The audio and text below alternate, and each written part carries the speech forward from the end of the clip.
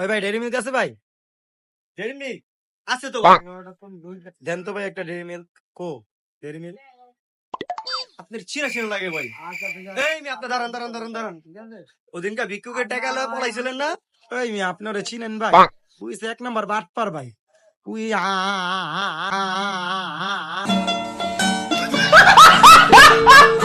পাবলিকের বহুত টাকা খাওয়ালায়, বুঝছেন? আপনারা দেখলে বুঝতে পারবেন। এখন আপনারে বুঝানোর লেগা কি এক্সাম্পল দিব আমি? টাকা আছে আপনার কাছে? 500 টাকা থাকলে দেন, দেওয়ানোর বোবা মুখে আমি কথা ফুটাই দিই। কি কোন ভাই?